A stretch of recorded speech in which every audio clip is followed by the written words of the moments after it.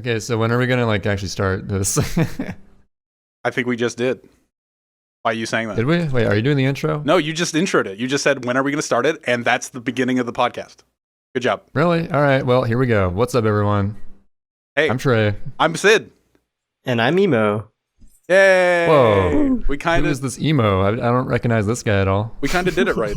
Usually there's like weird awkward pauses, and that was super awkward. But then That was eventually, perfect. That was our best intro of all time. Wow. Well, I listened to the calf intro, and there was just like, I'm Trey, and I'm just like sitting there going like, oh yeah, I'm supposed to participate. I'm part of the podcast. All right. To be fair, that was my first attempt doing a formal intro, and I wasn't sure how to cue people to do. You were emphatic about talking. starting the podcast. Like, I'm going to intro it. I'm just like, Yeah, because you did the first three. I was like, I'm gonna Oh, try one. I don't mean to intro all of them. I'm and just then like, I fuck it up. I know, it's crazy. All right. This is OptimisticEmo. He plays. He's a speed friend of ours. Every time we've referenced emo in our podcast, we've always said notable double dash player. He is notable. But how notable is he? What rank are you in double dash, emo? Right behind Goomba. And Goomba, he's like what, 100th best maybe? Yeah, top 1,000 at best. He's at least top 1,000. Yeah, he's number 2, guys. Emo's number 2. Goomba's number 1. Emo's number 2. Please. Goomba's number 1. Emo's Please number never 2. disrespect that my pal Goomba from the Netherlands. My best pal. Yeah, excuse yourself. Shut the fuck up, guys. I'm worse than Goomba. Emo is everyone's favorite number 2 double dash player. Yeah. Although he's been, Goomba's been sort of on hiatus, and actually Emo, you've been playing quite a bit and getting some world records recently. Oh yeah. Gotta catch up somehow. USA. And just the specialty tracks. Are you a big fan of Rainbow Road? Ew. You don't like Get Rainbow that out Road? of my face, dude. What got you into speedrunning Mario Kart Double Dash? It's not a huge, I guess it's actually a fairly big community. It's a bigger community than I thought it was. It's not as big as Mario Kart Wii, am I right? That's a good one. I wanted to mention Mario Kart Wii. Apparently, Mario Kart Wii sold 60,000 copies or something like that, or 40,000 copies over the past few months. Yeah, like just this month alone or something like that. It's weird. Wait, like they're selling new copies? Yeah. Still?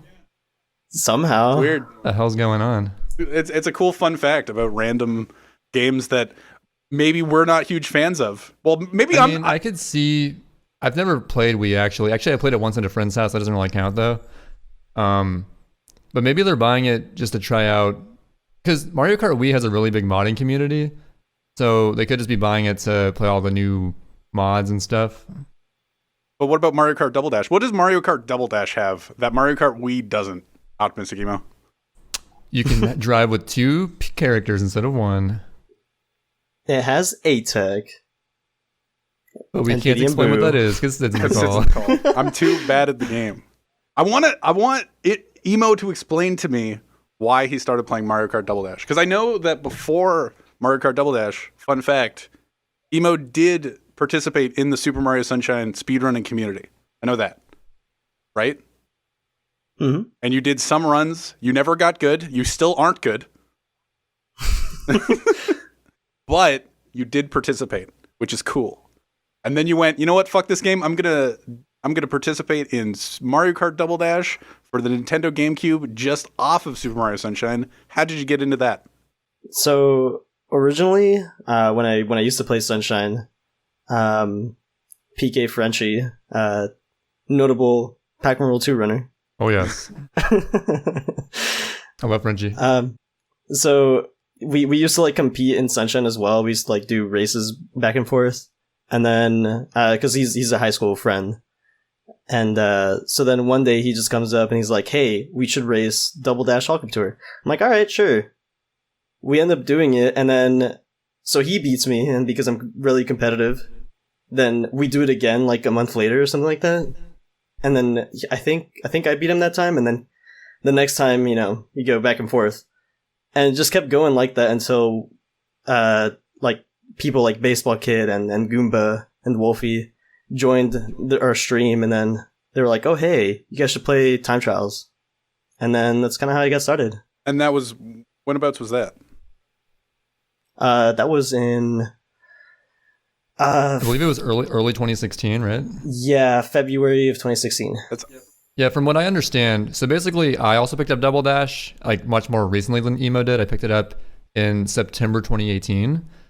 I got to top 100, but I'm nowhere near emo or anything. And I learned quite a bit of the history of the game through being in that community. And I guess the game was relatively, so it started off when the game first came out. First few years, it was super active. Lots of optimizing stuff, discovering tricks like A tech and R tech and all that good stuff. And then there was sort of a quiet period from the later 2000s to 2015 where there was not much activity at all. But the Rainbow Road world record was improved 3 times. I watched the Summoning Salt world record history video of Rainbow Road, and it was improved sometimes. Dude, I think from that video you could tell Summoning Salt loves Double Dash. Dude, he loves it. But anyway, what I was getting at was 2016, there was a huge resurgence after years of inactivity, and that's where emo and all the others came in. It's pretty cool. So emo could theoretically be the Zoomer of Mario Kart Double Dash. Double Dash Zoomer. He's one of these new kids that come out of nowhere that just become second to the world, but Goomba's still good. How old school is Goomba? I mean, Goomba got started 6 months before I did. Oh shit! So he's we're a not. Boomer. Yeah, basically. I mean, that time Anything difference. older than emo is boomer. He's an MKDD boomer. That's what we call them. So that's how you got started. All Cup Tour. See, 2015 boomers versus the 2016 zoomers. See, I knew there was something good about All Cup, or just cup races. I'm a big fan of watching the Star Cup and the Flower Cup and all that stuff being played. And the other 2 cups? I'm not a huge fan of IL runs. I'll watch them and watch Phoenix do them and Emo do them, and it's just and then you screw up, and then you do a FAP attempt. Wait, not a FAP Wait attempt. a second. A flap Wait, attempt. it's See, I forgot to do Come that. on. There we go. All right, we're not playing fast any percent here. It's not. We're not here to. Yeah, that's meme. a different thing. Yeah, way different. But I do enjoy those. But I'm a big fan of watching you get pelted by blue shells and just keep a big smile on your face like the SGDQ race. Oh no, dude, that's my favorite thing. Just watching you race Goomba, getting pelted with a blue shell, and just I just have a bigger smile now for some reason. Honestly, that was my initial reaction. I was I don't know what else to say instead of being angry. I'm just gonna put on a smile, whatever. So when you're playing All Cup Tour, there's no point getting angry because shit's gonna happen. Yeah. You just have to accept whatever comes to you. And Sid mentioned that Double Dash was actually ran at the most recent GDQ. I was on the couch for it along with some other Double Dash runners, and it was a race between Emo and Goomba, the top 2 players. Describe how that race kind of went down, Emo. So at first I think it was really close, exiting Luigi's, which usually can be atrocious. And then everything after that just resulted in 6-second time losses just over and over and over again until I was almost an entire lap behind in Bowser's or something. Yep. Mm-hmm. And then finally, Bowser's came along. I had practiced it basically. And what exactly is in Bowser's that makes it quite the game determiner? Right. So there's a skip there that's pretty hard to nail down consistently. That you jump around the corner and somehow hit a checkpoint and you skip a lap basically. And I mean it's really difficult just because how much A-Tech you have to do on that MT and your timing. Yeah, it's a very precise. Is it an ultra shortcut? Yes. Yeah, and it was found less than a year ago by Goomba, so pretty interesting. Yeah, and that week of GDQ was basically when I actually started learning the trick. I had practiced it at Smash and Splash, where we did the GSA tournament thing. Right. But I never really practiced it fully down, and then I went on a trip after that, so I didn't really have time. So then yeah, just the week of GDQ, I started grinding it out at least an hour each day, and then it actually paid off, and I got a minute and 40 or minute 50. And Goomba sucked. And basically the exact opposite of what was expected to happen happened, because Goomba is really, really good at that shortcut typically. In fact, he's the only person who managed to get a sub 1 minute time in Bowser's Castle. But in that particular race, it was not going so well for him, and Emo got quite a lead, and then it was pretty much over. Yeah. I think Goomba ended up getting like a 3-minute like time, which is, yeah. That sucks. Yikers. But it happens. It goes to show how hard it is if even the top player struggles with it sometimes. And I can imagine like the immense pressure with GDQ on top of that shortcut. It must have been just brutal. Yeah, I'm assuming like once he missed it like 3 different times, it's just like, oh my god, dude, I just need to nail it down. And then yeah, he was shaking. Just that thought process, like you're already slacking. But you ended up winning. You beat the best player in the world at Mario Kart Double Dash at his own game in All Cup Tour, which makes you the best player at Mario Kart Double Dash now. Basically, exactly. Yeah, I'm better than Goomba. Easy. So now that you're the best player to play Mario Kart Double Dash after SGDQ sealed it, your quick rise to being first place, as we have now stated, was it more talent or time dedication? Just to like veer right into Trey's question, but it's a kind of a question I wanted to ask in reference to being relatively new, more new than a lot of players. Like Trey and I have been playing Super Mario Sunshine for upwards of 6 years now, and we're good. Trey's really good. I'm good. You know, other people are worse, and other people are better than Trey, and people are better than me or whatever. But Emo trying to be good. Emo is number 2, debatably number 1 now in Mario Kart Double Dash after the summer. So was it time dedication to get that good over 3.5 years, or was it talent?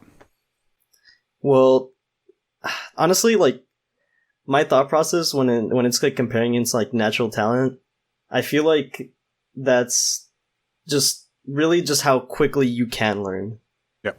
So like people like always think like, oh, natural talent's like, oh, you're just automatically like good. Like that's all there is to it. But like to me it's like, oh, you can learn stuff quickly just from like watching a video or I don't know, just like your learning ability is just better than others. So I when I was like rising up the ranks, I felt like it was just a combination of both, where I would put in the time and also just be able to learn from videos quickly. I don't know if it's like a focus thing, because it's like if you focus on like one section of a track or something where it's like, oh, I'm losing time here, and then just like focus on that particular thing, then you start like noticing and then trying to actively improve on it. So it's not just natural talent. There's also a case of knowing what to do to improve. Mm-hmm. Pretty important. And, you know, it's a general thing. A lot of people looking into speedrunning from an outside view, it's ignorant to believe 2 different things. It's ignorant to believe that, oh, speedrunners, it's purely natural talent. They're just gods of games. Oh, yeah. And they're speedrunners. I can never be that. But it's equally ignorant to say, oh, well, anyone could spend 12 hours a day grinding and get that good, so it's not really that impressive. So ultimately, it's a combination of 2 things going together.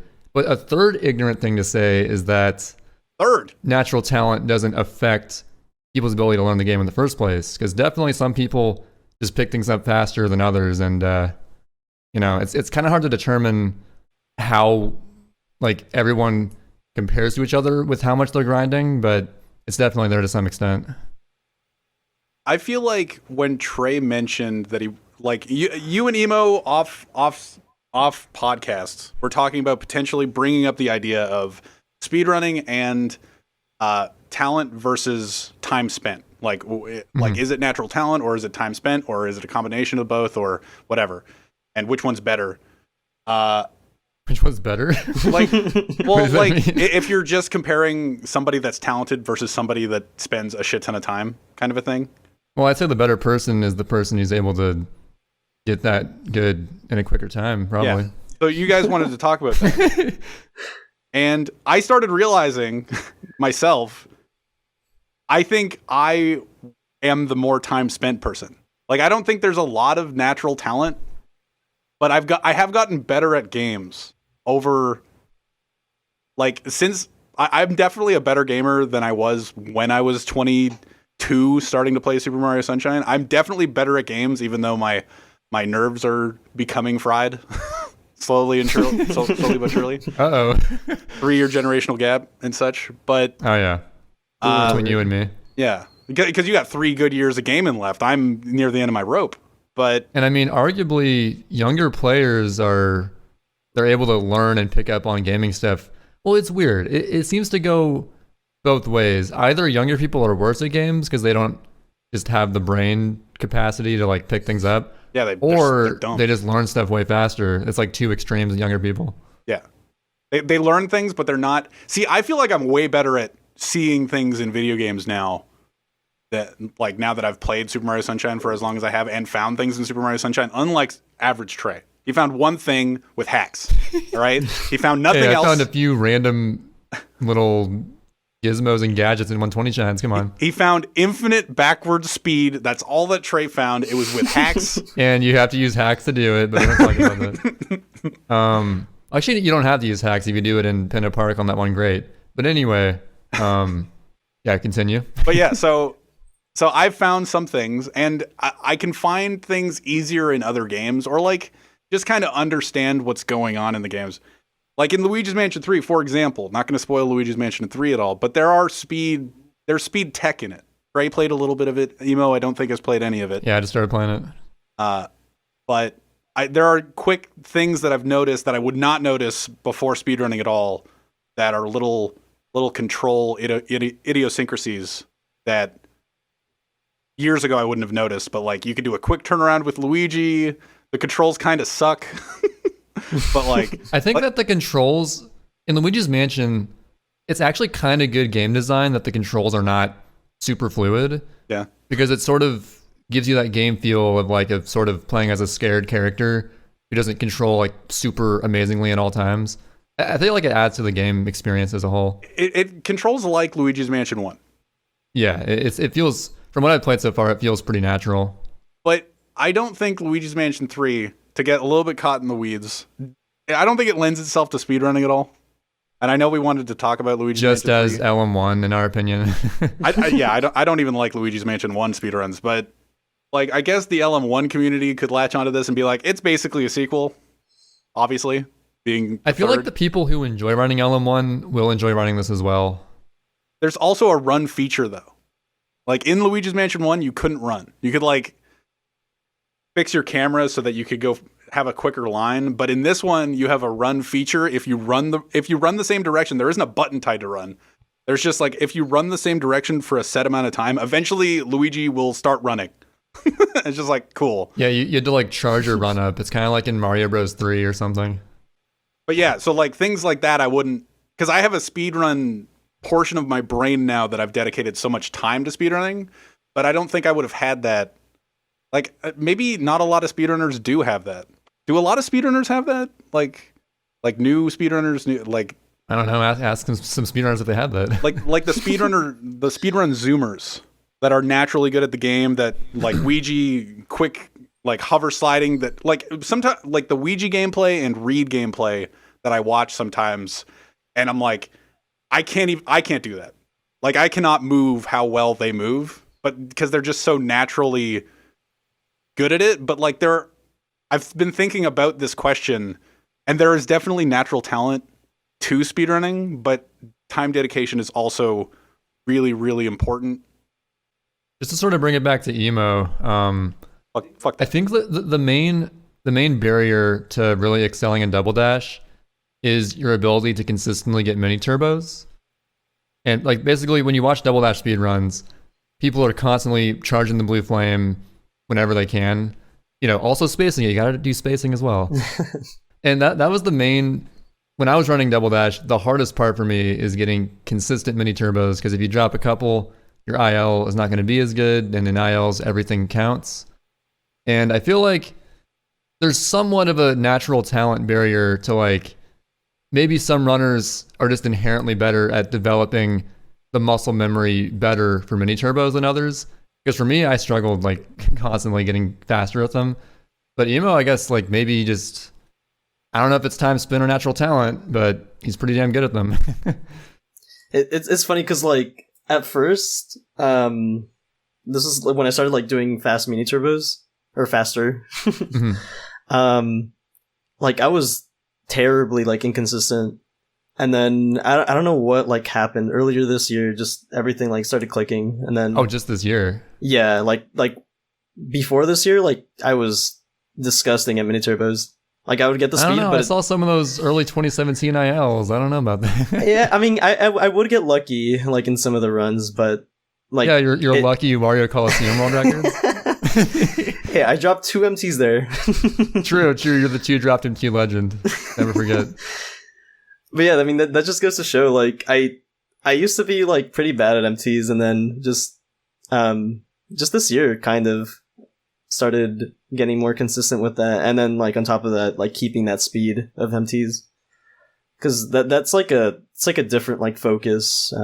I would say, because like usually you would try to get like optimize your line, or optimize the ATEC and whatnot, but then like the next step past that is like just get frame perfect like MTs, just go as quickly as you can. And after having like played the game, you sort of pick up on little nuances of why one player is faster than another. Even if I personally can't execute the movements like that myself, I can see what's faster. And I can just tell, actually, like comparing Emo's gameplay more recently to maybe a couple years ago, like mainly like in his Dino Jungle IL, I could tell that in the section leading up to the zipper bridge, his mini turbo pattern is just so much more methodical and well spaced, and it just seemed better. So I could pick up little nuances like that, I guess. Is there just optimization to it though? Like people talk about in Melee, and people talk about the Super Mario Sunshine styles to certain people. Like maybe not being as optimal is the fastest thing, or like the most comfortable to play as. But in Mario Kart Double Dash, is there a style? I think you can like see a different style with each person. It's really hard to describe, but there is a difference between like Andrew, like the number 3 player in the world. Yeah. And Andrew gameplay versus like Goomba gameplay. Like Andrew is like less consistent than Goomba, so then he'll like get like 1 or 2 like best splits or something, and then the last lap will just be like a choke. Yeah, doesn't Andrew have a surprising amount of best splits, but like no flap records at the moment? Yeah, I think he's like tied or really close to Goomba with like best splits, and his best splits are like by like 0.1 or something. It's just crazy, an insane amount in Double Dash. So you could say that he has the highest potential of any player. Oh yeah, if he just clutches out some insane run at some point of anything. Is that really a style, or more he chokes the final lap? The choke artist style. Yes. I wanted to, it's like, oh man, I'm so stylish. I keep choking the final lap. well, like I mean just how they play. Yeah, like the way they like link MTs and whatnot, like it looks slightly different. So like there is like a tiny nuance that you can pick up on from each person.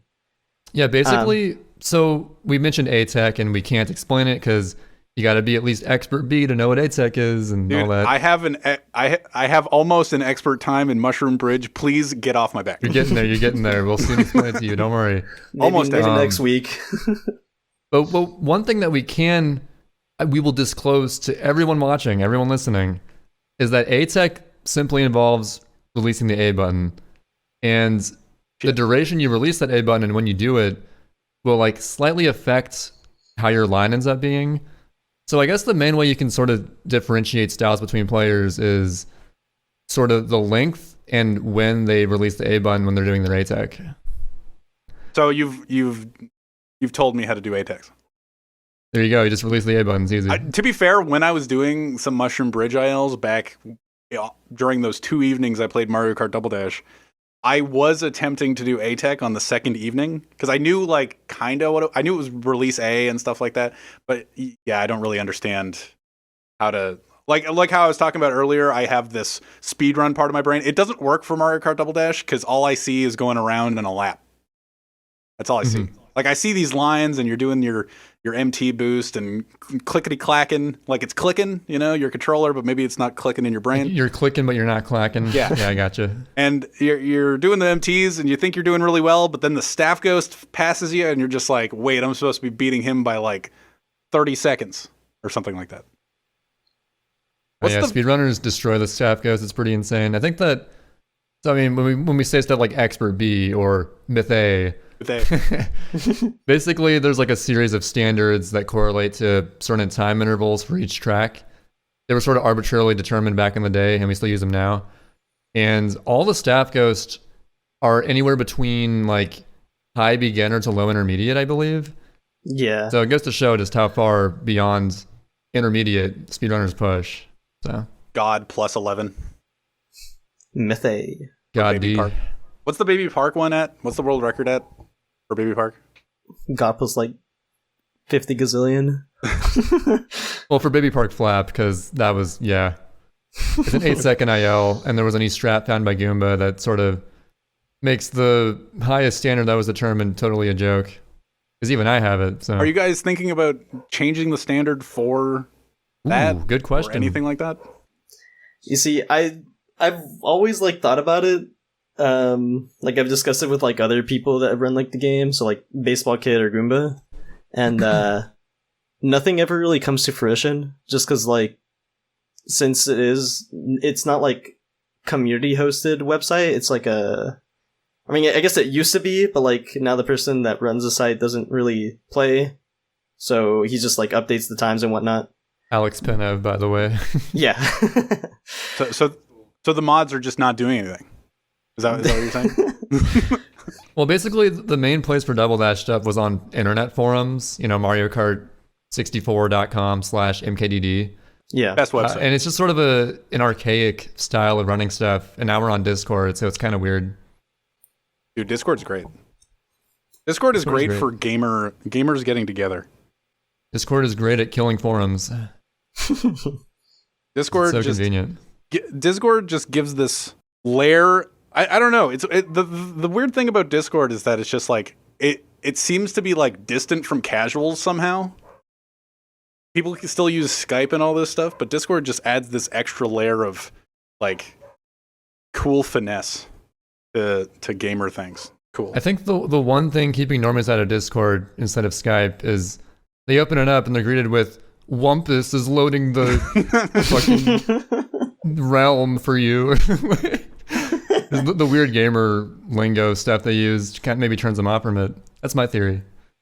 So emo. Yes. The IL times are the most competitive thing within Mario Kart Double Dash. There's cool A techs, there's R techs, there's Z techs, all the techs. Really cool names also for these tricks. Oh yeah, I mean they were really creative. Is it? I know you dislike doing Grand Prix, and a lot of people that play Mario Kart Double Dash don't like doing the Grand Prix speedrun. Are there people? Grand Prix sucks. Are there people that enjoy playing Grand Prix even though the RNG factor is still a thing? Somehow there are people like that, but they're like not at the top level. Like everyone at the top level is just like, yeah, we're never gonna ever touch Grand Prix, and then they never do until like a race. You could be so good if you don't get hit by red shells or blue shells or stars or lightning or anything. That even if you dodge all that stuff, there's still green shells that are impossible to dodge. Dude, green shells are the hardest to dodge. They'll just come out of nowhere and snipe you. It's terrible. How bad is Luigi's circuit for that? How bad is Luigi's circuit for the RNG factor, considering you're passing everybody that's in 8th place on the opposite direction? There's kind of like a pattern where you take just based on like which lap you're on. So like on lap 2, like entering the first lap or entering the lap, sorry. You like would lean more on the right side, and then all the red shells that usually get there like miss you completely just because of how they like loop around. But besides that, I mean, like all the like enemies, they can like ram straight into you, so that's always like annoying. And like all the chain jumps and whatnot. So that's why you say how much of a shit show Luigi's circuit can be, because it's the figure 8 that collides with the people coming at you from 8th place. Yeah. Because you can get hit by the chain chomps from the baby Marios and the baby Luigis in 8th place. And there's no justifiable reason in first place you should be hit by this guy. Exactly. And furthermore, the optimal cart to use in Double Dash is the barrel train, which is a lightweight cart. So if any heavy cart hits you, you're going to go flying. Yeah. Oh yeah, we can talk about like why is barrel train the fastest car? Like why is being small optimal in Mario Kart Double Dash versus being big? Because you know what? When you look at the cart picker, when you pick your cart after you select your characters, you look at the large carts, it says, you know what? They're fast. They have low acceleration, but they're fast. There's more stars. Wait, Bowser Kart isn't the best one? Yeah, that's what I'm asking. Like, why is barrel train dictated to be the best? So, funny enough, like, the acceleration stat on barrel train is, like, probably, like, one of the worst ones. But because, like, you were always at top speed and, like, mini turbos put you back at, like, that top speed, like, acceleration is basically, like, meaningless. And so the top speed for I think all carts are locked at 70, or like that's like the most that they can ever do. Yeah, so like mini mushroom or mini turbo at 70. Yeah. So barrel train's always going to be at 70, same as the Bowser cart, but the mini turbo duration is like longer. So for lightweight vehicles, it's half a second. For middleweight, it's a third of a second, I think. Or sorry, I think so. Yeah, a third of a second, and then 1/6 of a second for heavyweights. You get 1/6 of a second? Why do you get 1/6 of a second at the biggest cart? That's horrible. Too fat. They're it's too supposed fat. to be a balance mechanic, but I think it overbalances for lightweight. That's crazy. But yeah, like, see, as a kid, I played Bowser Jr. and Diddy Kong because you know what? When I got in front of the pack, I wanted to fire my giant Bowser shells behind me and put at the end of jumps, specifically in the Waluigi jump, you put the giant banana. After you go past that jump, you throw that banana backwards. Every CPU, or if you're facing friends, you know, yeah, they go off that jump. It's like, why is this giant banana here? You're a dick, you know. They fall out of bounds. So as a kid, I knew playing the small characters was good. I don't know how I did it. Maybe it was my speedrun brain before it actually developed in my 20s. I would always use Toad and Toadette with the Toad cart, just full on Toad cart going. Because I love golden shrooms, and the Toad cart just seemed the best to me. And I guess I was semi-woke because the Toad cart is arguably the second best cart behind Barrel Train. So you guys were more work than me. I was using like Green Fire or something. Normie. So when you were a kid, you played, like we talk about at Super Mario Sunshine. I played it when I was 10. Like when the game came out, I played it. Trey played it when he came out. When I came out. He came out. I came out of the blue play double dash played his Destiny. But what was your history back in the day? Like obviously you started playing 3.5 years ago with the time trials with Frenchie races. But when you were a kid, did you play Double Dash? Yeah, but that was like I don't think I got it like directly when it came out. Like it was probably like a year or two afterwards. But I mean, even then, like I played it for like a good, like at least 6 months, just trying to, you know, grind out all the cups and whatnot. Did you beat all the staff ghosts? I don't think I ever touched time trials. Like I didn't either. think maybe like once. Am I the only person that played? When I was a kid, I played time trials all the time. I have no there's no part of my body. Like, even after being friends with you guys for how long and playing the 2 evenings of Mario Kart Double Dash, I don't have any part of my being that wants to play Mario Kart Double Dash. Not saying that people out there shouldn't look towards Mario Kart Double Dash as a potential speed game. I just don't have the drive to play it. And I filled out all of the time trial modes. I beat most of the staff ghosts, if not all of them, and stuff like that. So, like, back in 2005, I could have been, like, ranked... I don't know, probably pretty bad, but you know, like you would have been like at least high intermediate, probably. I was like 13, you know, playing all these games, and you played medium weights. Ugh, trash. You're just more of a gamer than I am. Yeah, my speedrun brain was developing obviously earlier than I thought. baby zoomer. I had no idea that there were staff ghosts till I played the game or picked the game up to speedrun, to be honest. Dude, eventually, when you're a kid and playing time trials, you just play long enough that you're just like, oh, I'm just going to try to get slightly better than, oh, I'm still bad, obviously. Well, knowing now, I was obviously bad, but playing it, and then you beat your time, and then the next time you race it, there's just this random ghost, and you're just like, I never played double or Peach Daisy with Daisy Kart on Daisy Cruiser. I never did this. Like, it's just like, oh, obviously I'm, and then it says like SG. I didn't know what that meant, but they just showed up, and then I wanted to beat them. I never did it on Rainbow Red because Rainbow Road. Dude, I always make that mistake. Rainbow Road versus Rainbow Ride. I always fuck that up. But why is... All right, so we referenced the Summoning Salt World Record history video with Rainbow Road and all the Rainbow Roads throughout all history of Mario Kart. Why do people dislike Rainbow Road? Well, zippers and Artec. It's basically it, honestly. All the MTs that you like enjoy to do and whatnot, they're just gone out the window. They're like, yeah, just ride the zipper for like half the track. There's a cannon that shoots you up for like 10 seconds. There's more zippers after that. And then on top of that, it's like, oh, here's this like super inconsistent thing called Artec, and then do it in the spiral and hope to get a good lap. Well, what is Artec? For the people that don't know. And me. Wait, I can't teach you that. Oh, we can't just say this now. Please teach me Artec. It's an excuse. All right, just for the people. Yeah. Only. Cover right? your ears, Sid. I'm blocking my ears.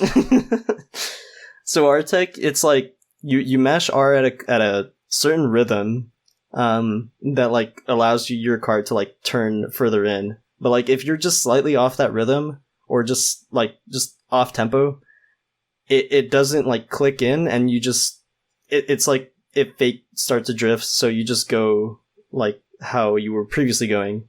It's really weird because like mashing doesn't even adequately describe it. I feel like you're basically holding R fully and then releasing it in burst of as short as you possibly can.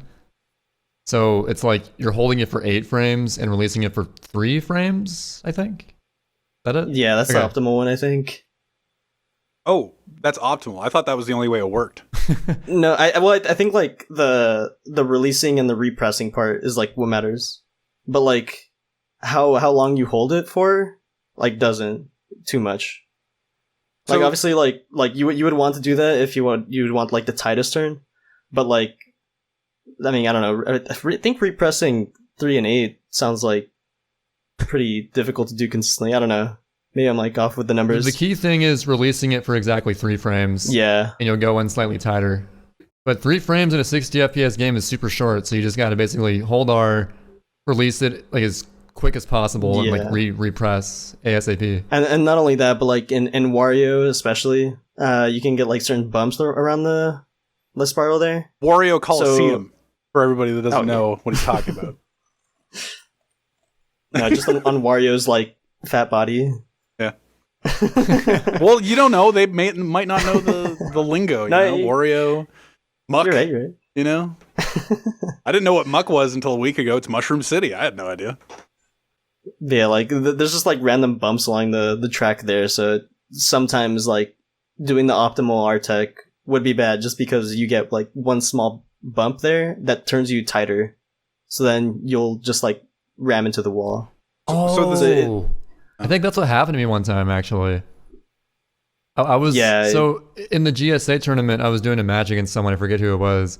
I probably lost, but on the spiral I was actually attempting Artec because I learned it recently, and I randomly just like crashed into the middle and lost all my speed. I think that might have happened to me though.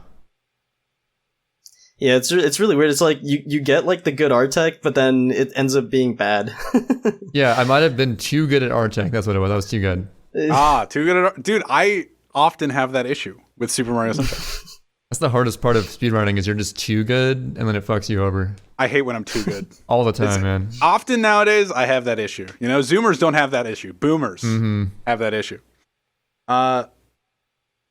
So you said the zippers as well. The zippers are like the mini boosts on the spiral and after the elevator and stuff. You can't do anything to make that faster. That's basically mini mushroom boosts that take you to max speed, right?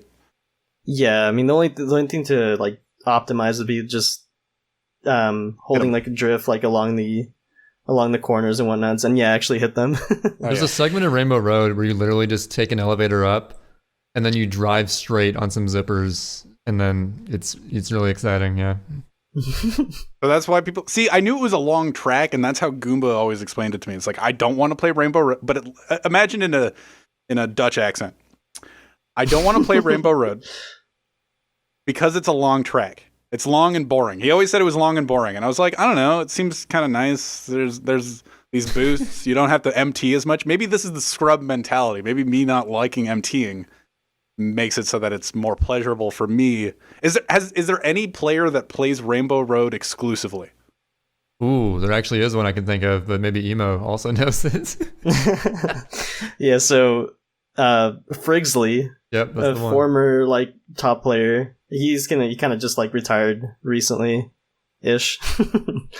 But he used to like just grind out Rainbow Road, and I mean for good reason. I mean he ended up getting like a rank number like 4 time, I think, at the time, which is pretty good. Like he was really close to world record there, but just could never like clutch it out. But those people do exist.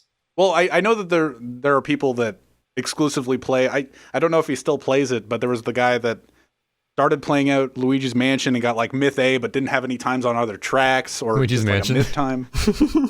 and Actually, there are okay, these players. before you continue, fun fact: Luigi's Mansion actually is in the Luigi Circuit track in the background. Oh, That's true. Fun fact of the day. Is the hotel there? It's just the straight up like the A rank mansion from LM1 is in the background. Not the hotel. A hotel. The hotel we're playing in Luigi's Mansion 3. But yeah, it's actually in there too. It's in the background. They were like it was a 17-year foreshadow. So Yeah, that's what I'm saying. more like 16-year, but yeah. That's why I'm because there are these people. What I was saying, there's these people that play just one track. Because I play, being a top 5 Mario Kart Double Dash player myself, dedicated all my time to Mushroom Bridge. You know, and a lot of people look at me at that as unorthodox. People not liking Mushroom Bridge apparently, but I dedicated all my time. Became how good I became at Mario Kart Double Dash, and you know what? Played that one track. I feel like Mushroom Bridge is a pretty popular track actually. Is that true? Yeah. Well, it's half and half. Like to me, I personally don't like it just because like the lines don't really change much because like you're always like alongside the walls and whatnot. But for like there's like a weird in between where people ranked at a certain time won't like it because there's a truck in the way. Oh, but, like, yeah. Other than so once you get past that truck, because it's always like in the way, and then you like hit it, and that like ruins your run. Like once you like learn how to get past that, like they start liking the track again. So it's kind of weird. So the really cool thing about Double Dash time trial speedrunning is that there is absolutely no RNG whatsoever, because everything is on a set cycle. So like every car is always in a set location in Mushroom Bridge. So like you know where a truck's going to be if you are on a certain cycle or pace. Mm-hmm. That's why I like it. You know, because I'm not one of these whiny babies that complains about the cycles of the trucks. You know. So we talked about Emo playing Mario Kart Double Dash and Mario Kart Double Dash itself.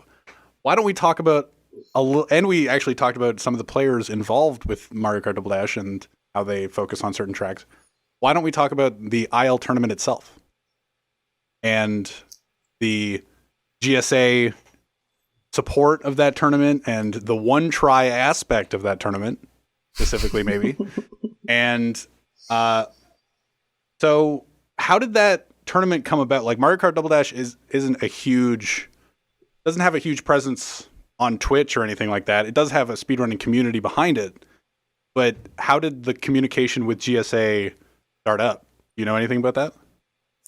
Yes. So originally they were going to do a showcase run between MK64MR, which is the number one in MK64, and then versus Abney, and who's Everyone ranked knows number Abney. 3.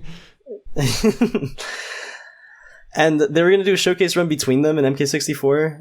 And then since it was like only like a 2-hour period, I think they wanted us also to include, or they wanted to get Double Dash as well. I think Toast Rider like helped push for that. Since he's like tight with the SM64 community and GSA is mostly SM64 people. He like talked to them or something, I'm assuming. And then they ended up like contacting me and Goomba. And then that's how we kind of got started. And originally, it was just going to be an all Cup Tour race between him and I. And that was it. But since it was like only 40 minutes, we decided to like just throw them a bone, basically.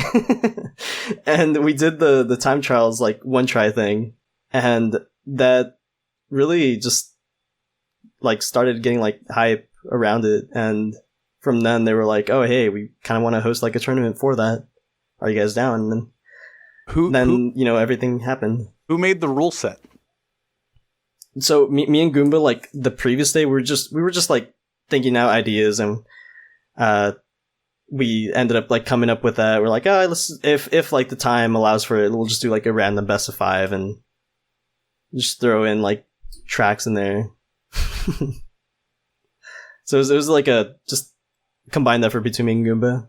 And the format turned out being really good, which is why it ultimately led to doing a full-fledged time trials one-try league that happened.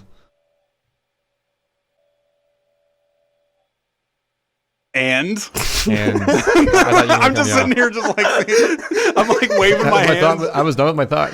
I know. Just like, and the one-try league, how did that go? Well, that went really well. I mean, and at the end of it, I mean, we ended up going to Smash and Splash, and you know, hosting our little own thing there, and it was just really cool, like playing on stage and you know, having people like watching live. Like, that was a really cool experience. Did you ever think to have the rule set be 3-minute intervals of you guys trying the same track over and over again? You know? And it never occurred, you know, and I didn't think it was going to be that hype. Yeah, just thinking about it, we ragged on the. Well, first of all, it hasn't even started yet, has it? No. The SMS IL tournament that we're gonna do. We were ragging on their format for being like, yeah, you get 5 minutes to attempt ILs and then just take your best one in that time period. That would have been so lame for Double Dash. Like, holy crap. The actual format we used was so much better. Like the example that we brought up talking about the Sunshine IL tournament, we like during our argument for that, we were actually thinking about what if Goomba in a Mario Kart Double Dash setting, you're going up against Goomba. He has 7 attempts to get a really good IL in any track that you're playing. You know? Just imagine you sitting there, whatever player, being the formerly first after SGDQ this past year. Formerly first place Mario Kart Double Dash player of all time. And you're like 16th or Trey even, you know, like above 100th place. I wasn't even like top 100 at that point. Yeah, not even top 100. And you're just going up against Goomba and you're just like, he has multiple attempts. I'm done. But like it's much more, and that's what made Mario Kart Double Dash, and that's why we thought to bring it over to SMS would be cool. That's what made the Mario Kart Double Dash IL tournament so hype, because anything can happen. He can fall off the track. He can screw up an MT. He can make too much of a friend with the yellow sand and hit the brown sand. To reference really deep, somebody that plays Mario Kart Double Dash that isn't in this call right now will appreciate that joke and become a fan of mine. Anyway, but yeah, that's what inspired us to talk about the IL tournament for the SMS community, which at this point isn't going anywhere, or it hasn't even really continued on. But I don't know, that's like watching the hype of the Mario Kart Double Dash tournament is kind of what brought it up. And everybody that watched the Mario Kart Double Dash tournament or doesn't know what we're talking about, like there's probably GSA runs reruns. There's probably VODs of it on the internet somewhere. They're really cool to watch. Just just these talented Mario Kart Double Dash runners just basically racing against one another, but not on the same console, just like a speedrun-esque side by side, but just instances, and there's bans, and there's a cool rule set involved, and they ended up having a really hype ending of the tournament at the GSA event at Smash and Splash, like it was mentioned. And it's just cool to watch. And I hope that we could eventually bring that over to Sunshine, however long that takes, whatever. At this point, we probably got to run it ourselves, but that'd be a lot of work. So I don't know if I should do that. We'll figure it out eventually. Maybe someday. But yeah, any more thoughts you have on how that league went, Emo? I was gonna mention something at the end of it, I think, or actually no, during the event. Like it was mostly hype as well because of how close the races can be because it's in a one try setting. Oh my god, it's the Phoenix. So Sid was mentioning. Just the Phoenix. Sid was mentioning. Does he sound so much like me with his new mic? You guys are basically twins. Yeah. Phoenix does kind of remind me of Sid in some ways, but that's kind of relevant right now. Okay. What were you saying, But yeah, like in a one try, like Goomba can mess up, or I can mess up, or whatever. But like, give me like 5 minutes, like they're not gonna be able to compete with the times that like you can bust out during that like a lot of time. Humble. Emo's just the most humble. No, okay. Well, I'm kidding. I mean, you're proving my point. Let's just say that I wouldn't have taken a points off Emo if it was the SMS tournament format. Like, even me against Goomba, like Goomba's way more consistent than I am. See, he'll bust out like, I don't know, I'll say like times and they won't mean anything, but he'll bust out like a God plus 10, I'll bust out like a beginner D in comparison. Dude, just the phrase beginner D is so funny. That's just so funny. Yes, I'm on the board. I got beginner D. look at my beginner D, bro. Anyway. But yeah, that's Double Dash. That is. I have a question about like. So you said it was as an IL tournament league. Is there any talks about like the next season or whatever kind of rules? GSA dropped us, bro. It's over. We're done. Double Dash is dead now. No, towards the end, and especially like at the event where we were there with the GSA people, we ended up like talking to them like about eventually like making a Double Dash like season. But they ended up saying like, season 2 was gonna be kind of packed anyways. And I mean, with how often like the races were, because it was like a tournament. And then after that tournament, then we did the league like shortly afterwards. So it was like a 5-month period where we were just like nonstop playing Double Dash. Yeah, it was a lot. It went on for a while. Yeah. So after that, it was kind of like, okay, we need a break. I was like, I don't want to like say it was a cause of it, but that might have been because I haven't played Double Dash in a few months now, and I feel like that league going on so long might have contributed to that because it was like, oh, I got to keep playing for this league. Yeah. It was a really fun league and it was a great, like, I love the format and everything, but for me personally, I realized, 6 months into grinding that Double Dash might not be the game for me. Ooh. But I never know. You never know. I might come back to it at some point, but for the time being, I'm not really sure on it. Maybe you need to do some more All Cup races with Frenchie and then get your inspiration up. Maybe I think if I play more All Cup Tour, I will underflow my rage level because it'll get so high and I'll be happy again. So maybe that's what I gotta do. Yeah. Easy. Maybe you just gotta just put your head first into the RNG and then be like, you know what? Maybe time trials aren't too bad. Yeah, we'll see. Yeah. I'm notorious for because I run so many games that I have to like cycle between them. So I'll just play one game for a few months and just neglect everything else. And then someday be like, oh, now it's time for Four Swords Adventures. Here we go. And so who knows where my mind will take me, but yeah, time will tell. But retired from Pac-Man World 2 Trey has been. Nobody ask him about those. Those speedruns won't come back, ever. Fuck Tupac. So we asked Calf. So we talked about Mario Kart Double Dash and you being formerly second, now first in the Mario Kart Double Dash ranking. I know I'm just going to beat that joke into the ground. He's number 2, people. Goomba's better than him. Shut up. All right. Sad life. It's a tough life.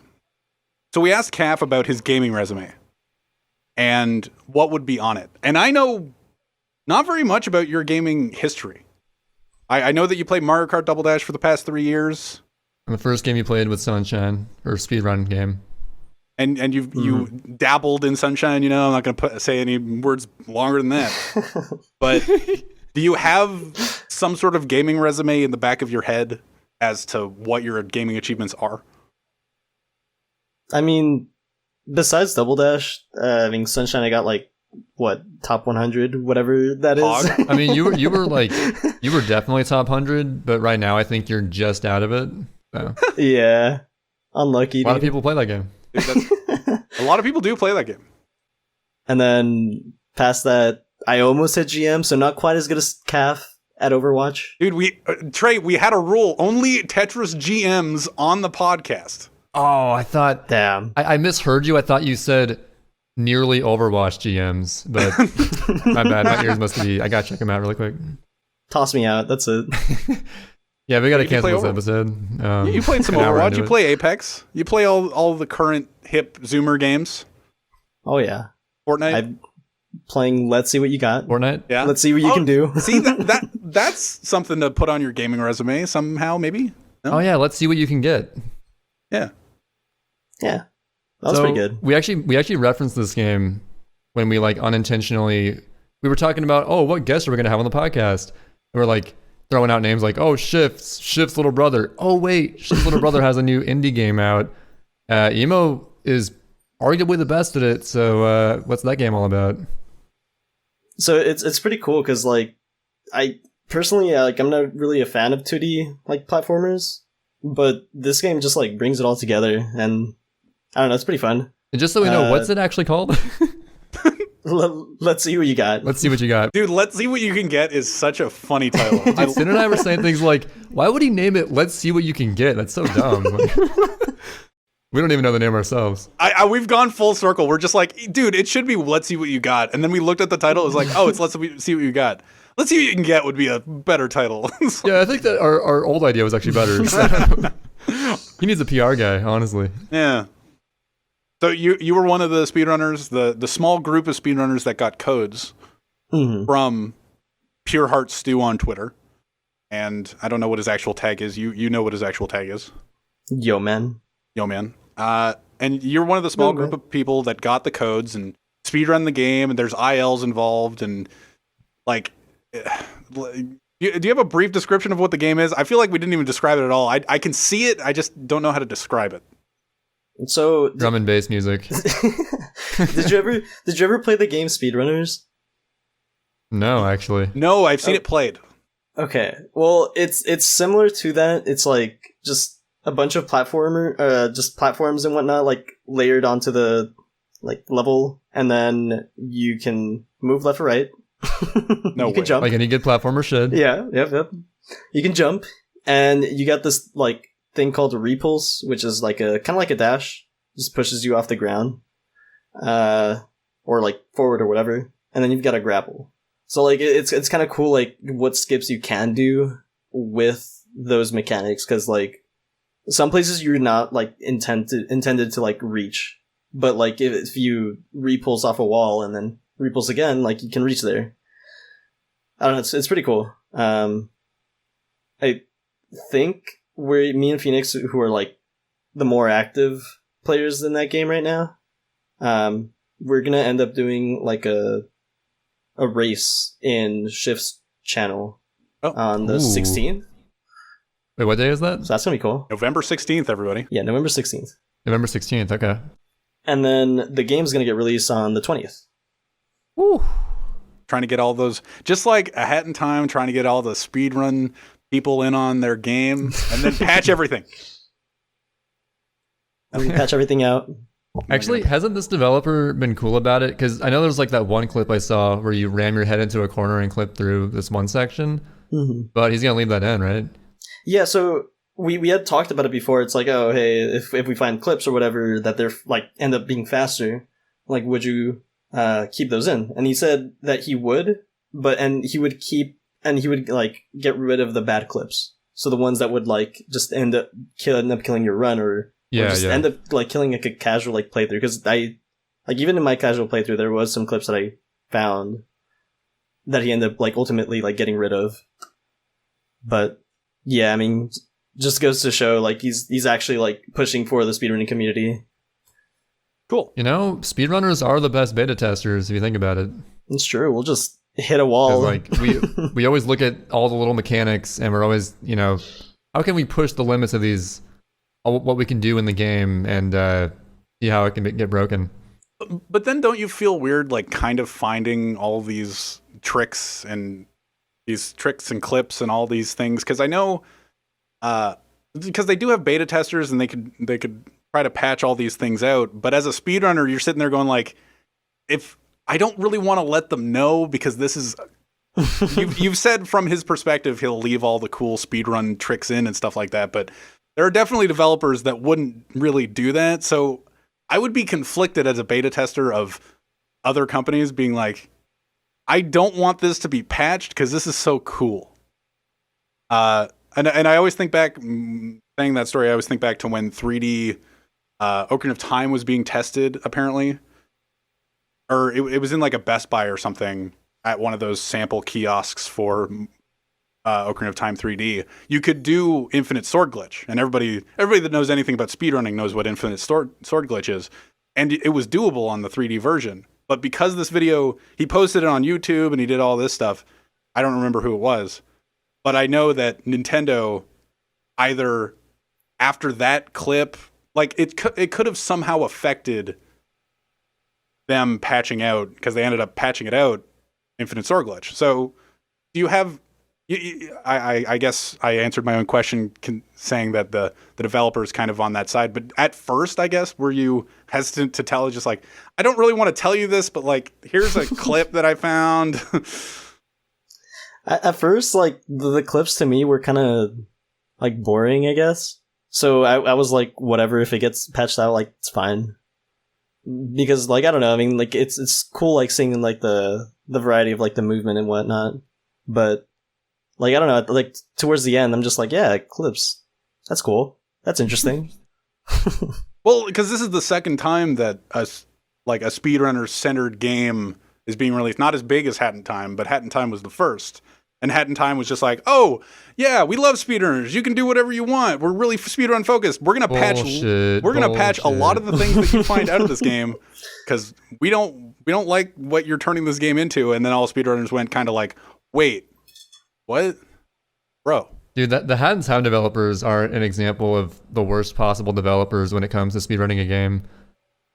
Because like literally anything speedrunners would find in the game, they would patch, and like sometimes they would skirt around it and act like, oh, well, that thing being patched was actually not us patching it. It was a side effect of this other thing. It's like, no, don't try to cover it up. Don't say that. I've heard stories from Flare Bear, who's a runner of the game, all kinds of horror stories and stuff like that. But yeah, unfortunate to hear about.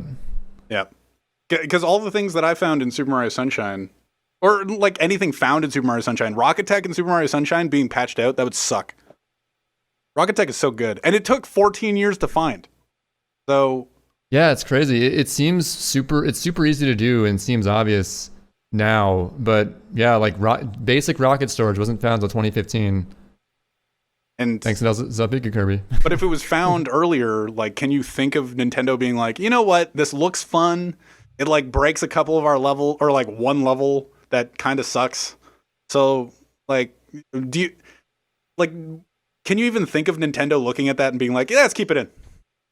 Are you talking about if they theoretically release an SMS HD of some sort, they would actually bother patching that maybe? Yeah. Yeah, see, I don't know.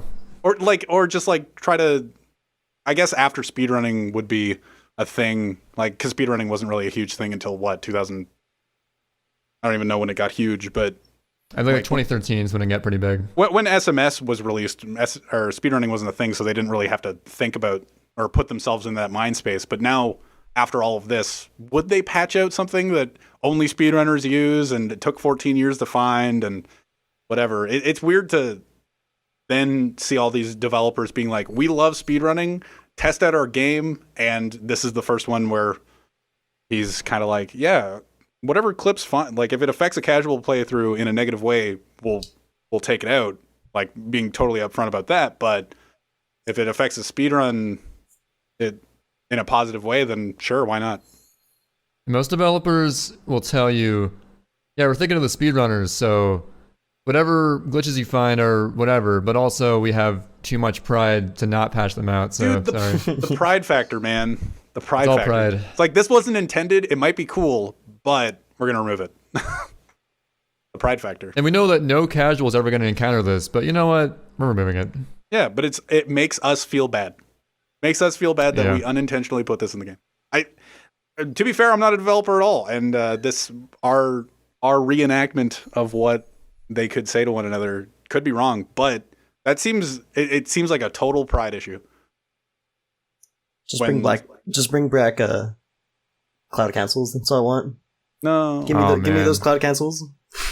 You're talking to the cloud cancel king right now. And those things are totally irrelevant nowadays. Thanks to rocket storage. You can kind of cloud cancel on some things. You know? Dude, somebody What do you used mean? cloud cancel as a Mario Maker term. You can like kind of cloud cancel in New Super Mario Brothers U levels, so you can like ground pound and land on a semi-solid perfectly, and it's like a cloud it's kind of cancel. the same way in that game. Yeah. Oh, that's Funny. cool. So it's just like they said cloud cancel, but it's pure SMS term, just kind of taken over to Mario Maker, which is really cool. So this is totally unrelated to let's see what you can do or whatever the fuck it's called. Let's see what you can get, please. Totally unrelated to that or speedrunning. But let's talk about this new thing going on with this new site, Mixer, Oh, you want to talk about Mixer? right? Okay. So we've been doing our research, and Ninja moved to Mixer a few months ago. That was kind of a big deal because he was like the face of Twitch. Now all of a sudden Microsoft threw, we can assume, a few $1 million at him, and now he's at Mixer. And actually recently, Shroud, another big streamer, moved to Mixer as well. And Emo and I have been keeping tabs on how that's been going. We've actually, almost every day, like message each other saying, okay, he has this many viewers right now. Okay, he has 20,000 viewers right now.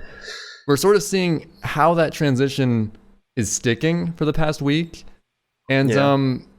as actually right now, so the first day he did it, like the initial move, he had 70K viewers. No surprise, it was a big deal. I was there. But actually today, he only has 11K. Huh. So Think. it's been trending downwards, but still 11K, nothing to shake a stick at. So Yeah, I mean, earlier the week, it was like averaging like 20K too. So it's just yeah, not too shabby. now it's plummeting. He's done, dude. So the question is, do you think that this Shroud move to Mixer will snowball into? Do you think Mixer will ever be the new thing? Yes or no? At first, dude, when I saw that Shroud was announced to be going to Mixer, I was like, kind of, oh shit. Like, this was when Ninja moved. I was just kind of like, I don't really care about Fortnite. Like, if I really want to go watch Ninja, I can go over there. And I didn't really watch Ninja beforehand, but Yeah, Ninja was more just like, Yeah. okay, little kids move to Mixer, whatever. yeah. But Shroud moving was a much bigger deal. I feel like. Shroud, I actually watched every now and then play Apex Legends or whatever first-person shooter. I watched him when he played PUBG and all that stuff. Like, when he actually became a full-time streamer, quit CSGO, I actually watched him pretty consistently because I was fairly obsessed with watching PUBG at the time. And I went, this might affect things. Like, this actually might affect things. Twitch might have to get their shit together, but the fact that you guys kept track of because I didn't know you guys were doing that, and you kept track of the viewer numbers, I appreciate that. And now I'm not as scared about It basically went like 70K, then the second day, like what, 20K already? Yeah, like it like almost instantly just went down. Yeah, pretty steady 20K. Today it's 11. Well, then again, he's not playing Modern Warfare, but 11K right now. So I don't know. We'll see. we all did make our tags, right? Like, I got Sided Williams. So Trey got Downward Hill Conch or whatever. when you make a Mixer account, it gives you some weird name. Then you got to like do a username change. And it turns out that Average Trey was taken in 2017 on Mixer. Nice. And I think I know who it is. It might be the person who originally had the @AverageTrey tag on Twitter, who actually traded his tag for me. So it might be him, which is cool, you know. Mine was extra He's window. the OG Average Trey. Downhill Conch is such a good tag. You should have kept it. For now, I'm Downhill Conch. Actually, I know I did change it. I changed it to just Trover. But I just got like extra window. Trevor's like second best. So rip Downhill Conch. That was a good name though. I'm gonna go on Mixer right now and snag Downhill Conch. Dude, Downhill Conch is so sick. Don't forget the random numbers. Don't forget what the numbers were, but don't forget them. Downhill Conch something. What do you think about the Mixer situation, Emo? Honestly, it's kind of interesting, but like I feel like Mixer just needs to like either bring like way more people in instead of just like two of the bigger streams. But like personally, it probably wouldn't affect me since speedrunning I feel like won't have an audience there. Just because of like the platform, it's like centered on like Xbox and like whatnot, like modern games. Mm-hmm. On that same token, do you feel like if a fairly prominent speedrunner moved over there, and could they easily become the speedrunner of Mixer and get pretty big? You think, or no?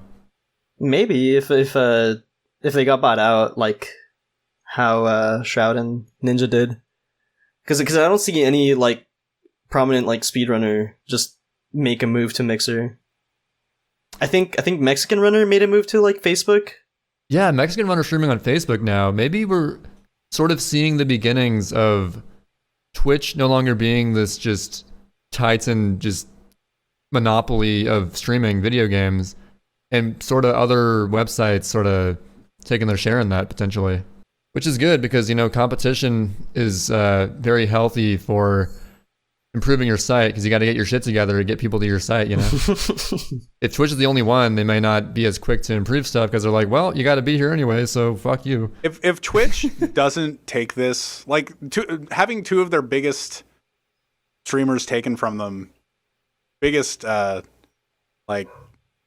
money grabs, I guess, like having them taken to a different platform, if they don't have any response whatsoever, like contract wise on new streamers or like something to keep bigger streamers from going to other platforms, I just don't understand it.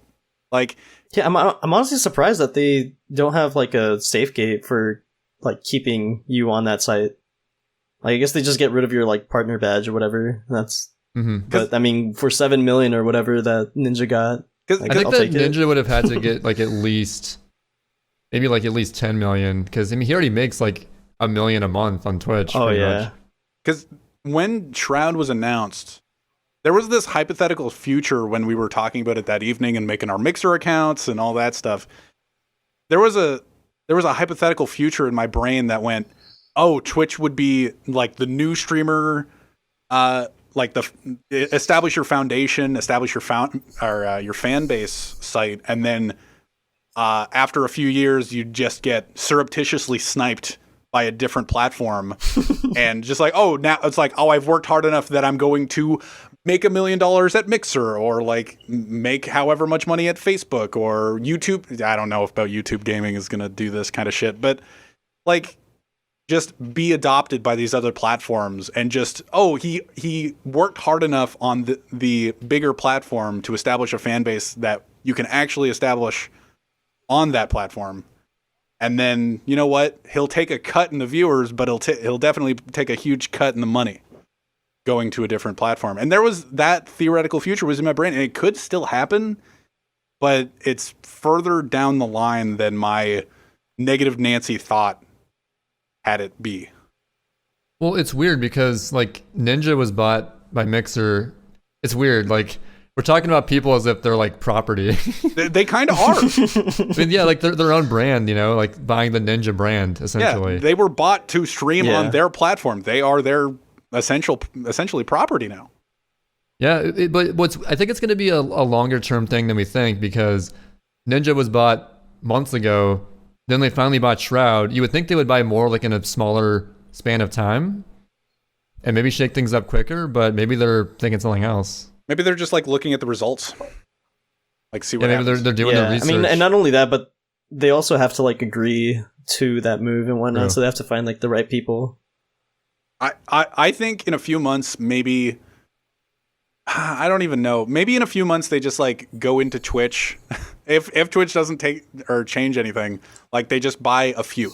Like there's going to be a few announcements from smaller streamers that not everybody knows, and there'll be like maybe 10 streamers are moved over for a lesser cost, and you know, see what happens over there. Like maybe one from the speedrunning community and one from the Dead by Daylight community. I don't know what other communities there are. Maybe there's a Dead by Daylight. Really, if you think about it. But yeah, like competitive Minecraft community. I don't know if that exists. You know, I'm just gonna and the casual Minecraft community and the Minecraft PvP community and the definitely 2 from the Minecraft the community. Hardcore Minecraft speedrunner community. 3. So actually, so speaking of that, like how much would you guys get paid for, or how much would you guys take in order to make the switch to Mixer then? This is a really good question, actually. See, I don't know. See, I'm sitting here going like, I don't make any money on Twitch. See, it's different for me because I actually have a Twitch partnership. I know, hard flex. I got that check mark, baby. Thanks, Boomer. Yes, let me just flex on y'all really quick. So the thing is, for me, I can't just switch to Mixer willy-nilly because then I lose my partnership essentially. So yeah, I guess you would have to put like a price tag for me to move. I don't know what it would be though. $7. Because like I don't. Obviously, my main source of income is from like a 9-to-5 job. I don't do Twitch full time, not even close. It's just like sort of a hobby of mine. But it would still take like at least a few $1,000s for me to move to Mixer because I wouldn't get the same viewers. Obviously, it would just be totally weird. So I don't know. What about you, Sid? What about my ad bits that I gave you? Wait, what? Oh, your ad bits? My ad bits. Yeah. I think you won't get to refund those. I have no idea how much money I've made off Twitch so far, and it's not too much. I do have subscribers. I don't know, man. I'm free as the wind blows, I feel. But then again, I am an affiliate, so I don't know. I am not the person to ask this question. Millions. Fuck it.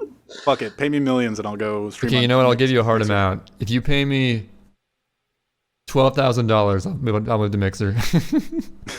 Oh, dude, shit. If you pay me, all right, let's do it. You pay me as much as I've made in ad revenue on this podcast, and I will move to Mixer. All right, here's your $10 right now. Woo! You want Mixer, buddy? Dude, dude, you overpaid. Oh well, sorry. Let me. No, I could almost buy a Wendy's combo. But yeah, I don't know, dude. Like, it's definitely a question. That's how scary it is. You're saying like, what's your price tag? Probably everybody on Twitch has a price tag nowadays. I don't know anybody. There was a Mario Maker streamer I was watching Barb. Anybody who knows who Barbarous King is, and he was talking about how, because people periodically ask him, especially after Shroud's move, like, what's your price tag? How much money would you have to be paid in order to go over to Mixer? And he's like, I don't know, but like definitely people have their amount. And I see that. And he said that another Mario Maker streamer, Grant Pooh Bear, who he's made hacks for, or not hacks for, but hacks in the name of and stuff like that, and they're great friends. He said that he would have too much loyalty towards Twitch and he wouldn't move. And then I watched Grant Pooh Bear later that day, and he's just like, bro, if everybody has their price. He literally just said the exact same thing. So I don't know if kind there's of a cop-outy answer. I don't know if anybody is specifically loyal to Twitch, especially over the past couple years. Like, I really enjoy watching Twitch, but everybody does have their number. And it's going to be interesting to see over the next couple years who gets picked up by these random platforms, like the Mexican runner being picked up by Facebook. And well, okay, the Facebook thing, was that so much Facebook picking him up, or did he simply just see better opportunity in streaming there instead? I don't know anything about it. I think he got picked up because, like, he also said that, or because I was watching a stream, like, I think yesterday or 2 days ago, and he said that all of his gameplay streams are only going to be on Facebook, and his, like, IRL streams and whatnot can be on Twitch. But, like... So it's, like, a weird in-between of, like, you'll still be partnered on Twitch, but you can't stream your video game. Oh, I see. Okay. Huh. I don't know. The one thing that people kept saying is just like $1 million is a lot of money. And that's essentially. And it's also it's guaranteed money, you know. Like honestly, like Shroud and Ninja, they're smart to take it because this whole Twitch thing could burn in a fire in 6 months or less, for all we know. It's just like take the guaranteed money, go to this other site, see what happens. If like I would do the same thing in their shoes as well. So it's just interesting. Like when the Shroud thing happened, it's the first time that I think anyone was really considering Mixer a potential future site to stream on. I think at this moment it's just making the sniping of the bigger streamers just makes the next rung of large streamers just a little bit bigger. I think that's all the effect that's happening right now. Like, sure, there are some people being like, I'm going to go watch Shroud, I'm going to go watch Ninja. But other than that, it's just like, oh, I don't have these people to watch. Well, I'm still on Twitch. I'm going to watch Tim the Tatman now. Mm-hmm. So what if instead they like switched it up and we're like, okay, now we're just going to buy a bunch of like small streamers. So they'll just like go out like handing like $100 bills. Like, here's 100 for you, 100 for you. Dude, imagine if Games Done Quick moved to Mixer. What do you think would happen then? That was the scariest thought that Trey brought up or somebody brought up. I think I brought that up. I'm bringing it up on the podcast. Here we go. PogChamp. Like, that was the scariest thought. I was just like, that would be massive. I don't think it would happen unless Mixer was super established because they wouldn't get the same view counts on Mixer, I'm 100% sure. Yeah, it's still a charity event. Yeah. So who knows? Unless like Microsoft donates $1 million to Prevent Cancer Foundation if you go. They could do it. Like, hey, we'll pay you $1 million. Come stream on Mixer. Also, in addition to that, we're donating $1 million. We're gonna start the donation or we might not start the donation tally early. We'll just like last 10 minutes we'll donate $1 million or $1.5 million or $2 million. They could do it. Honestly, that sounds pretty cool because then they would actually, or hopefully, right, with the first mill, they'd be able to like host and like fly out all the people that are trying to go to the event. What if Mixer just covered like all the all the cost of like the runners, travel and stuff? Like that'd be so sick. Insane. I like Twitch. I want Mixer. I like Twitch. Take us down. Why are we thinking of these ideas? See, that's what happens when you have Microsoft money. You just like, oh, these ideas. That's the power of money. Yeah. So I guess time will tell on that. It's hard to predict stuff like this whenever this sort of thing comes up. So we wanted to talk about the Mixer thing, and I'm glad you brought that up. I wouldn't have brought that up because that was like a week and a half ago. But it's good that we had that conversation. We're almost at time. Do you want to talk about? We touched on Luigi's Mansion 3, but you want to talk about your impressions of it so far, or do you want to save that for next week? Yeah, I'd love to. Or actually, have you played it yet, Emo? I know you don't have a Switch. I haven't played it, but I've watched like a bunch of streams just because I knew I wasn't gonna play it like anytime soon. Yeah, so I started playing it. I started playing it on the 1st, even though it came out like on the 31st, obviously, because Halloween. And I was gonna play it more yesterday, except for some reason I got home from work and like did some other stuff. Started playing it, and I was just like super tired for some reason. Like I couldn't concentrate on the game. So like 30 minutes into the game, I just like had to go to bed.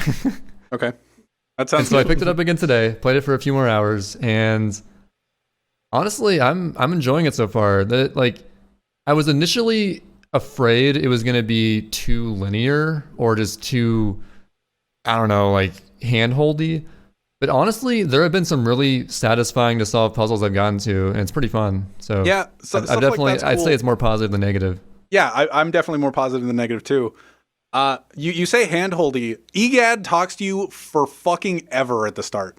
Yeah, in the early game, I was worried because every room he would like call you, be like, by the way, you can save after every room. Oh, you can do this mechanic, and it's awesome. But like, At some point, that mostly goes away, and it's nice. I started hating it because I was streaming it, and while I was streaming it, I was trying to read everybody in voices, and I'm just like, I'm so sick of EGAD. Like, I was so sick to the point of reading EGAD that I kept changing his voice every time he showed up. That it's just like, oh, he just has this voice. I am glad they stuck with like the old school EGAD noises. That's a nice nostalgic throwback. Yeah. So all that stuff. I think it's fun. I think it's a fun game. I think the light bulb, not really a spoiler. It's you got to get it in like the first chapter. I'm only halfway through the game, so I actually don't know how it ended or how it ends. Even though people have finished all bosses speed runs and regular speed runs and all that shit, even though it's day 3. Anyway, I'm about halfway through right now as well. I'm starting floor 8, so that's. I think I'm about where you are. I think actually. Good. I'm glad. Yeah. But I think the light bulb mechanic that just like reveals shit in the room. The way they're using it at first, I was like, oh, cool. You can unlock paintings and stuff. If you notice a painting, you can look at the painting with your light bulb and kind of scan it, and it'll like reveal the jewel or the money or EGAD specifically, blah, blah, blah. I think the way they're using that mechanic sucks. And I like walking into a room and just kind of like turning on your light bulb and just rotating around the room, seeing if there's anything. Oh, you do that too?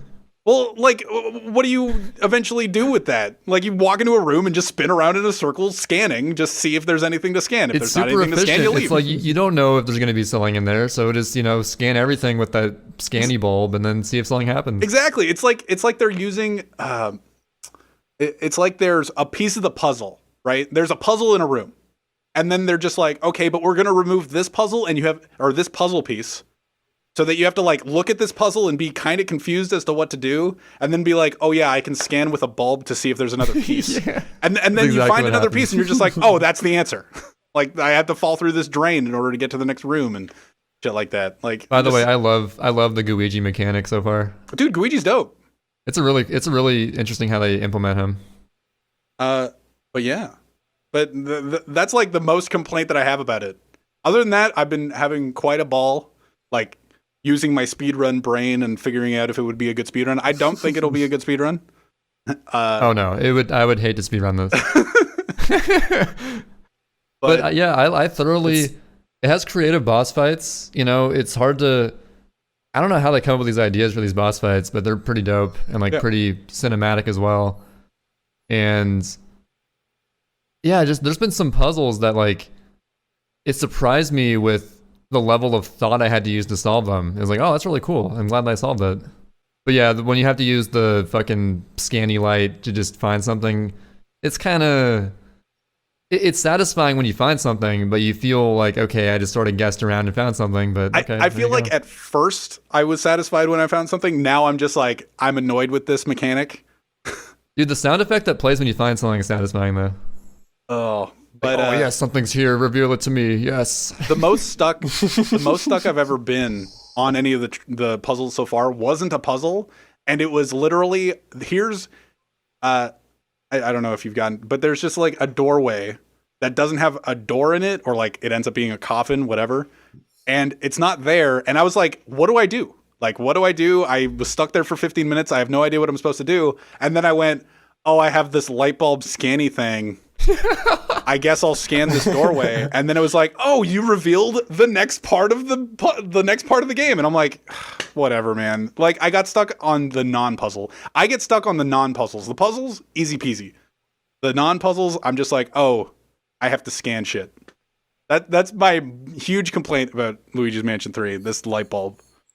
Yeah, sometimes you'll like the times I've gotten stuck for a bit. First of all, I always have this anxiety when I get stuck that EGAD's gonna start yelling at me like, maybe try doing this. Dude, the cool thing, like if you get stuck at earlier places, there's like the carpet that's being rolled and stuff, and I totally forgot you have this jump mechanic if you press both buttons down. Yeah. And then eventually the dog comes out of the wall. I don't know if you got stuck there. The dog, the ghost dog that Luigi got in Luigi's Mansion 2, apparently, he just like comes out of the wall and essentially shows you what you're supposed to do. Like if you get stuck there for enough time, he's like, oh, I'm just going to play on this carpet and jump. And I'm just like, oh, yeah, I have this dumbass jump mechanic. I totally forgot. Yeah, it's helpful. You feel kind of stupid when it happens, but I mean, it's better than being stuck for longer, I guess. Yeah, I think it's a really cute way to do it. If you're stuck, you're stuck. And then Also, I've never played Dark Moon, Luigi's Mansion 2, so I was kind of confused in the opening cutscene. I was like, whoa, why does he have this ghost dog? What's going on? What? Wait, isn't Luigi scared of ghosts? Why is he cool with his dog? What? exactly. But when I realized, oh, it must have been from Dark Moon, now it makes sense. So, yeah. Yeah. That's the same kind of thing I had. But I streamed it, so I was just like, what the fuck's this dog? And then Hannah, I think, typed in the chat, was just like, yeah, he gets that in Luigi's Mansion 2. And I'm like, oh, okay. Cool. You know, the prequel to this game. It's just like, oh yeah, there's an interval on the 3DS that I did not play. And I'm personally not streaming my playthrough.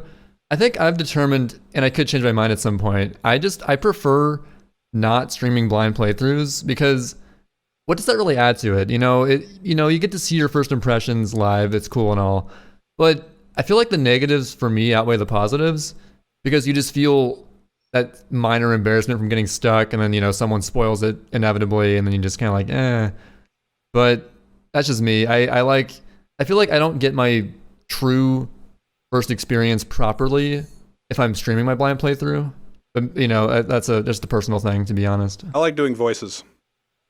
Sid's a good voiceman. That's why he's doing a podcast. Well, Emo, what do you've watched some of the speedruns, or have you watched any speedruns of it yet? I watched Fi-Fi earlier. That was... And he's doing speedruns of it already. That was a mess. Yeah. I bet Fi-Fi is killing it with the view count on that game. Oh, yeah.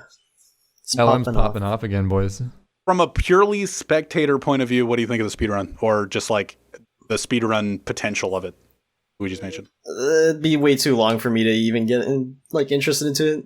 Like, I enjoy speedruns that are like an hour or two, like at most. What's it at right now? Well, honestly, I could see this. I don't know how long it actually is, but it could be that short eventually. It's at 3:38. Oh, 3:18. So I don't know.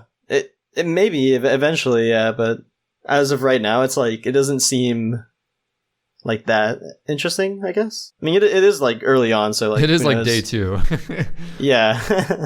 But yeah, like Sid and I said, we just personally aren't a fan of LM as a speedrun, just mechanics wise. I think there are cool little mechanics in it though. There's like you don't have like Mario Sunshine where you can be facing one direction and then facing the other direction immediately, like that tight of controls or anything like that. But if you like, there are mechanics that I wouldn't have noticed when I think I referenced them earlier in the podcast, where if I wasn't a speedrunner, I wouldn't notice them. But if you tap like the opposite direction that Luigi's facing and then use your light, you'll immediately turn around. And I didn't even realize that. I might try that. There's cool little combat mechanics, and I think the same works for your vacuum and stuff like that. That makes combat a little bit easier, but like speedrunning it's still like you hold forward and he just kind of like meanders, and then he starts running if you run that direction for long enough. Oh, I can't believe I haven't said this yet, but honestly, I prefer the combat in this game versus LM1. I'm gonna say it straight up. Yeah, I like the slam. LM1, all you're doing is sucking and holding a direction, but this game, there's so much more depth to it. You can like, suck them to just under 80, then slam them 4 times, and like slam other ghosts. It's pretty satisfying. Dude, slamming other ghosts is the best part of it, because in LM1, you're just kind of like, you suck up 1 or 2 ghosts or however many ghosts you're sucking up, and then you're avoiding the one that you didn't get while you're sucking up the other ones. But this one, you're just like, well, I got a ghost on. I'm sucking a ghost. LM1 is a weird balancing act between dodging other ghosts in the room and holding the correct direction to suck the ghost you're currently sucking. Yeah, but LM3, you can choose whatever point to start slamming the ghost around to back off the other ghost. Yeah. And the key thing is that 80 is the magic number, because that's the most slams you can do is 4, I believe. So something like that. Just get under 80 and you can kill him easy. But yeah, like it's the exact opposite, where you're just on pure defense when you're sucking a ghost in Luigi's Mansion 1. I'm going to stop saying this phrase. And then that's what you do. You suck the ghost. Yeah, you suck the ghost. And then in Luigi's Mansion 3, instead of being on pure defense in Luigi's Mansion 3, you're just, now I have another weapon. Like, now I'm just going to hit you with the ghost friend, I guess. Yeah, LM3 combat is fun. Yeah, it is fun. It it would seem pretty interesting to like optimize for sure, like as a speedrun standpoint. But you asked me last night, Emo, about it, just to like, I guess, wrap up the like the final question. Yeah, we can wrap this up. It's been our longest episode yet. This is our longest episode with the Optimistic Emo. Follow him at Optimistic Emo on Twitter and Twitch. And Twitch to watch some sick double dash and let's see what you got. Gameplay. What do you think about day one speedruns? You asked me last night. What do you think about it? Day one, I'm like, I don't know. I'm in between right now, honestly. Like, it seems interesting, but at the same time, like, it just seems like the clout chase, I think is how you described it. I don't know. It's weird. It's like, you know there's going to be an audience there, so like, of course, like, thinking about it logically, like, yeah, you should do it. But at the same time, it's like, if you're not going to enjoy the game, or if you don't know if you're going to enjoy the game, so how are you committing to it? Yeah, so quickly? Right. Like, I think that sense. it's silly to decide to speedrun something so soon and like know you're going to commit to it because you have no idea how the mechanics and stuff will hold up over any period of time. So the weird thing about day one speedruns is that they speedrun the initial playthrough as well. Like, they play through it as fast as they can to know what's going to come and then speedrun it. Like, second week speedruns I can kind of get behind, where like I haven't even casually played through it. I played 7 floors, and I assume there's going to be like, I'm halfway through the game or so if the elevator buttons are to be trusted. But same. like if I started after my casual playthrough, if I decided, hey, I want to speedrun this game, that's cool. And considering after playing Breath of the Wild recently and a bunch of other games, I played The Big Journey today that I won't talk about, but it was an interesting game. It's like a kid's game. Anyway, Perfect for you. I might talk about it next week, but I have this new love of casual gaming. So I'm just going to play through Luigi's Mansion as slow as possible, or as much as I want to play it, and just kind of like find all the shit and stuff. But if third week comes around, I'm like, maybe I'll give it a try. Like Odyssey did. I took a month on Odyssey and then got a 124 in speedrunning and went, you know what? I don't want to shake my controller anymore. Just to rag on Odyssey for this stream or for this podcast for like the quota. We have a quota of ragging on Odyssey. Yeah. And we have to mention Wait, calf. can we have a quota as well? 80% history video. Okay, there you go. Quota, we have to quota mention calf, so here's your calf mention. Capalone. Okay, there you go. But that's the kind of weird feeling I get from day one speedruns is they sped run the initial casual playthrough, which makes it feel weird. I would never want to do like a speedrun. Like, I don't want my first playthrough of a game to be a blind speedrun, essentially, if it's a game that I think I would care about. Especially a game like Luigi's Mansion, where it's all about the slow, meticulous exploration, finding everything you can. Like, blazing through that, I feel like would just ruin that experience totally. Yeah.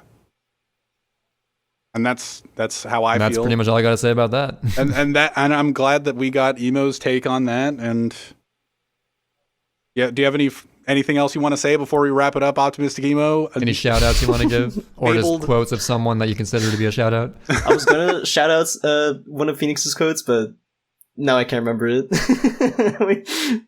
Shout out to Phoenix. Shout out Dude, to you Phoenix. should, as the perfect wrap up for the podcast we're currently on, perfect time to give that Sid shout out. Because this podcast is Video games are hard. Hey everyone, so as a quick post-amble, I just wanted to bring attention to how well executed that outro was. Well, in actuality, that may have been slightly edited together, so I will now leave you off with how that ending actually went down. Have a good day, everyone. Perfect time to give that Sid shout out. Because this podcast is... Emo, he wants you to say the name of the podcast. This podcast Video games are hard. is- There you go. There you go. Video games are hard. He said it.